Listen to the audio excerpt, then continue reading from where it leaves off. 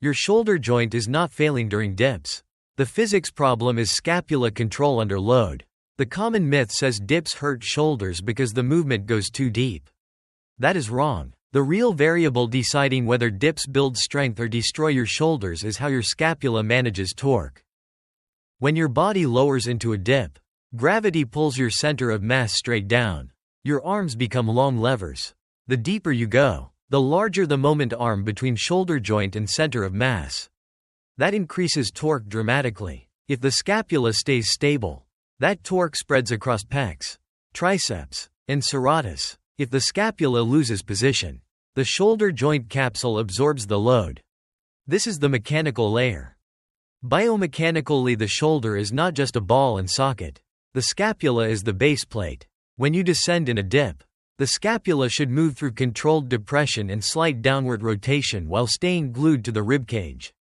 Serratus anterior stabilizes the scapula. Lower traps assist depression. Pec major and triceps produce the pressing force.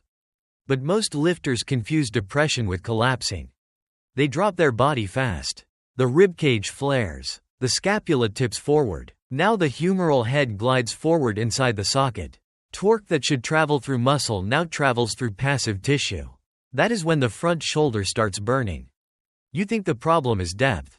It is actually scapular stability under lever load. Fixing this is mechanical, not motivational. Start with body position before the first rep. Grip the bars and lock your elbows. Slight forward lean about 10 degrees. Ribcage stacked over pelvis. Do not flare the ribs. Feet slightly behind you so your center of mass stays under the bars. Now initiate the descent with scapula first, not elbows. If your current habit is bending the elbows immediately, change the sequence. First depress the scapula. Think push the shoulders down away from ears. That creates tension through lats and lower traps. Then allow the elbows to bend slowly. Lower until the shoulder joint reaches roughly 90 degrees of elbow bend. Do not chase maximum depth yet. Control the bottom with tension. If your shoulders roll forward at the bottom, the fix is simple. Pause half a second and push the chest slightly forward while keeping ribs down. That cue lets serratus keep the scapula attached to the ribcage. Second common mistake is dropping too fast. Speed increases force. If the eccentric is uncontrolled, your stabilizers never engage. Fix this with a 3-second descent. Third mistake is shrugging during the press. If your shoulders rise toward your ears during the concentric, torque shifts back to the joint. Instead, drive the bars down and maintain scapular depression as you press. Here is the formula. Stable scapula plus controlled lever plus vertical force equals safe shoulder torque. Here's where most people stop. But here's the advanced layer. Add isometric control at the bottom. When you reach your lowest stable position, hold 2 seconds before pressing. This forces the scapular stabilizers to produce force under peak torque. Over time, this builds a stronger base for deeper range. You can also manipulate lever length. Slight forward torso lean increases pec contribution and reduces anterior shoulder stress. 2 upright shifts load directly into the shoulder joint. Now integrate this into a blueprint. Beginner protocol. 4 sets of 6 reps.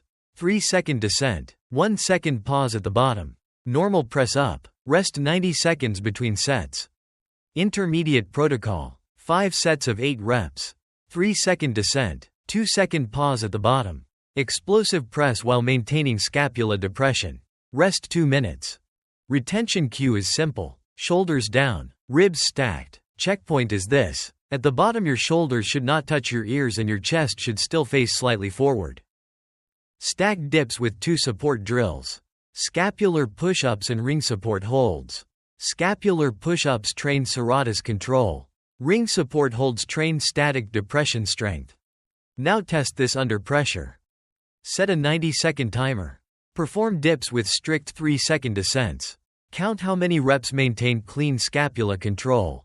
If your shoulders shrug or roll forward, the representative does not count. 10 clean reps in 90 seconds means your scapula can stabilize under fatigue. If your shoulders still feel unstable, rewatch the section about descent sequencing. That is usually where the mechanics break. Thanks for training with me. Subscribe if you want more mechanics-based strength breakdowns. I will see you in the next session.